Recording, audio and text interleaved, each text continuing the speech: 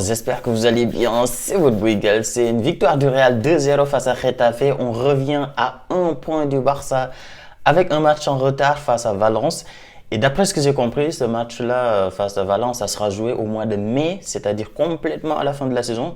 Parce qu'apparemment, cette année, avec les calendriers, c'est un peu compliqué. Avec la Ligue des Champions et tout, c'est très compliqué.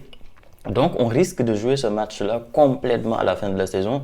Et imaginez, les gars, on arrive complètement à la fin de la saison et c'est ce match-là qui doit décider qui va être le champion de la Liga. Franchement, ça risque d'être compliqué, hein. Surtout que le match, c'est pas au Bernabéu, c'est à Valence. Donc, moi, franchement, j'espère que ça ne sera pas le match qui va décider du vainqueur de cette Liga.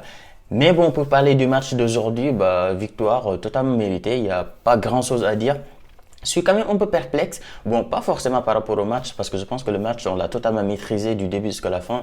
Forcément, les 10 dernières minutes étaient un peu compliquées, mais ça, c'est totalement normal quand ils jouent contre Getafe, parce que le Real face à Getafe, c'est un derby. Pour ceux qui ne le savent pas, Getafe, c'est une équipe de Madrid, et le Real Madrid également, c'est une équipe de Madrid. Donc, ça fait deux clubs de la même ville qui jouent et donc c'est pour ça que le match il y avait un peu de tension, il y avait beaucoup de fautes, etc. Mais ça, on a l'habitude, jouer contre Getafe, ça a toujours été comme ça. Et donc oui, les 10 dernières minutes étaient un peu compliquées avec pas mal d'occasions de Getafe, mais ça c'est totalement normal. Quand tu mènes 2-0 face à une équipe rivale comme ça, bah forcément vers la fin du match, tu commences à te relâcher un peu et forcément bah, l'équipe adverse prend un peu de confiance et forcément ils ont eu quelques occasions. Mais dans l'ensemble, match totalement maîtrisé. On va parler de Kylian Mbappé. Kylian Mbappé, je suis un peu perplexe par rapport à sa situation. Franchement, je suis un peu perplexe.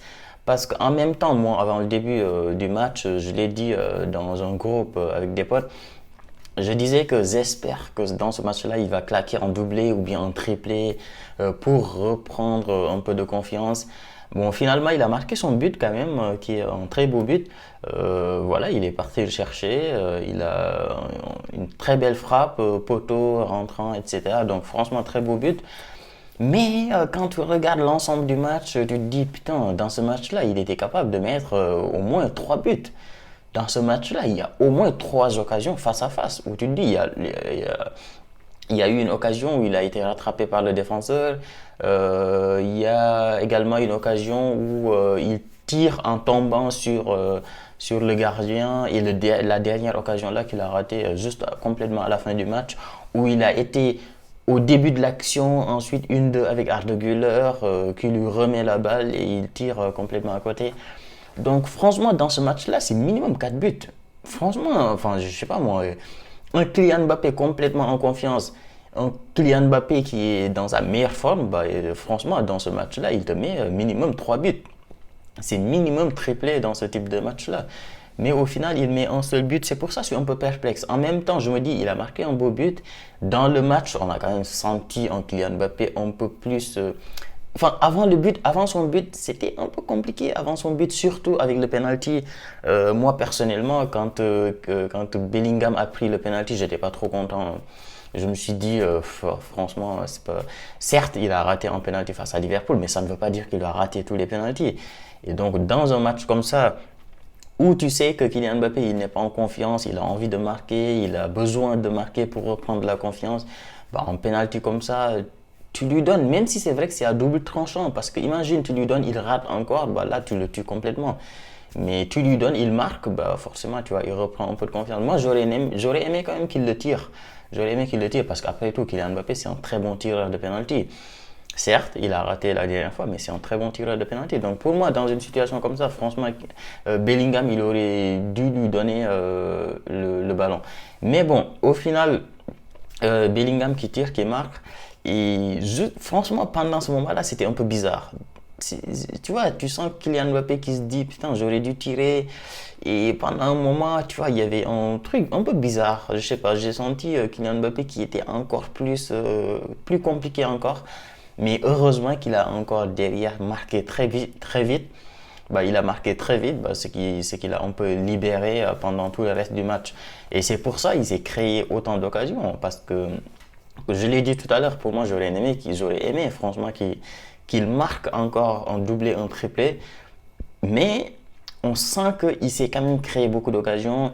Il y a eu pas mal de combinaisons avec les joueurs, avec Rodrigo, avec Arda Güler, avec Brahim Diaz. Tu vois, il y a eu quand même des combinaisons. Tu sens qu'il se libère petit à petit.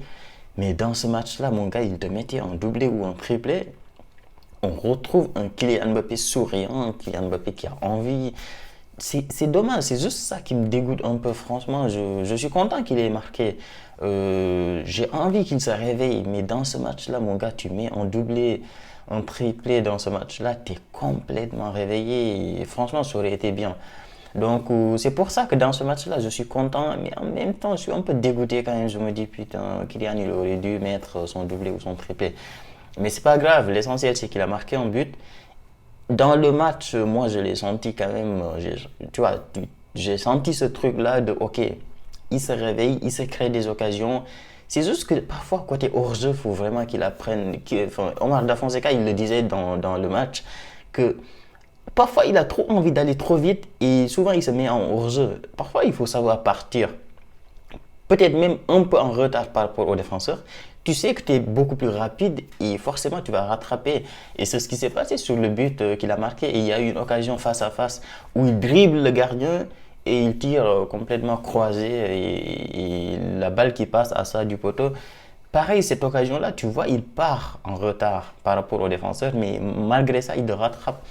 Donc pour moi, il doit travailler un peu sur les appels en profondeur avec les défenseurs. Il faut qu'il apprenne à partir un peu plus en retard par rapport aux défenseurs pour éviter de se mettre en hors-jeu. Mais ça, c'est quelque chose que tu travailles en entraînement.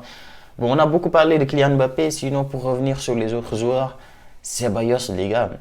Ceballos, moi personnellement, c'est un joueur sur qui j'avais pas énormément de confiance parce que je me dis que son jeu, il est trop nonchalant, il est trop en mode, tu vois, avec son corps qui est tout le temps comme ça. Je sais pas, tu vois, je trouvais qu'il lui manquait un peu de physique, un peu de, comment on dit, il est pas trop dur sur l'homme, il est pas trop dans ses prises de balle et tout. Mais dans ce match-là, il nous a sorti en masterclass. Ah, pour moi, franchement, je me demande si c'est pas le meilleur joueur du match, hein.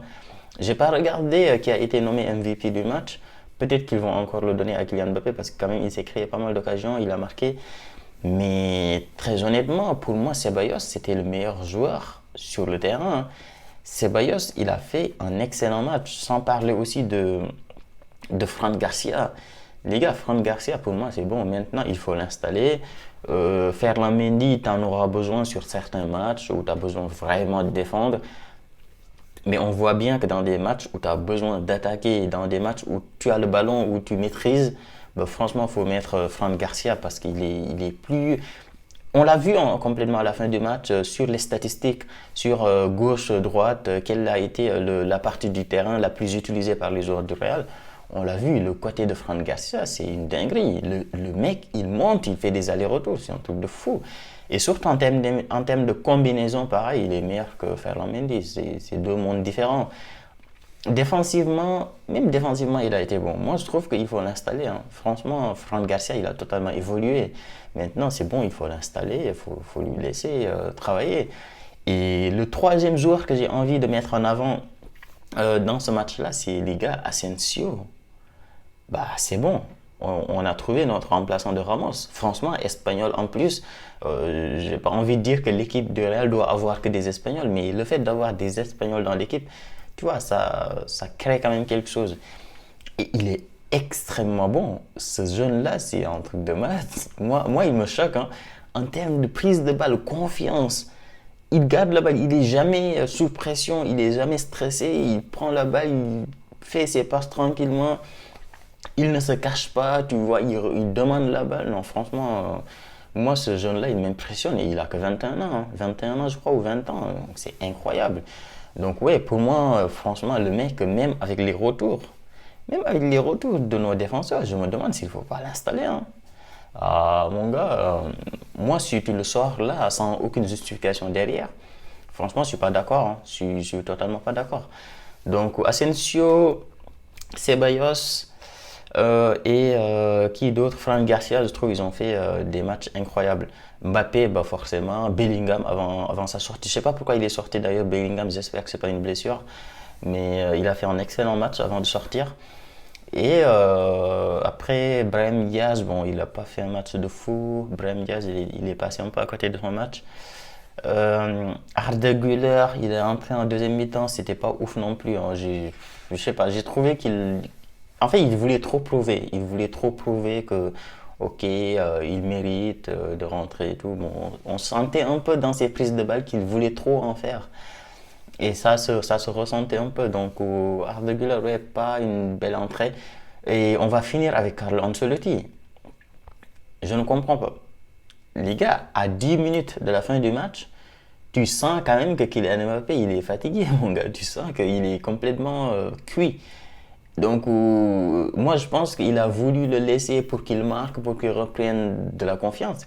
Mais il ne faut pas oublier également, sur le banc, il y a des joueurs qui veulent également jouer. Hendrick, il doit rentrer dans ce match. Hendrick, tous les jours, il doit rentrer et tu le mets à 10 minutes de la fin du match, soit 15 minutes de la fin du match. Mais il ne le met même pas. Non, mais c'est pas normal, franchement, il le met même pas. Moi, au début du match, je me disais même qu'il fallait qu'il joue titulaire. Parce que Rodrigo qui revient de blessure et tout, enfin, Rodrigo, il a fait un excellent match.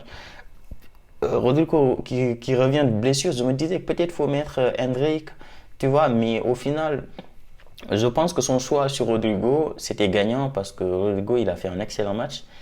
Mais quand même, je sais pas moi, tu peux mettre Hendrick quand même au moins à la fin du match pour un peu de confiance. Mais bon, bref, ça c'est Ancelotti, on comprend jamais ses choix. Mais bon, après belle victoire quand même, on revient à un point du Barça, on met la pression sur le Barça avec un match en retard. Imaginez les gars, si on arrive à passer devant le Barça avant même de jouer le match en retard, ça serait incroyable. Donc dites-moi vous les gars ce que vous avez pensé du match. Dites-moi votre avis, donnez-moi votre avis dans les commentaires. Abonnez-vous, likez et nous on se dit à très vite.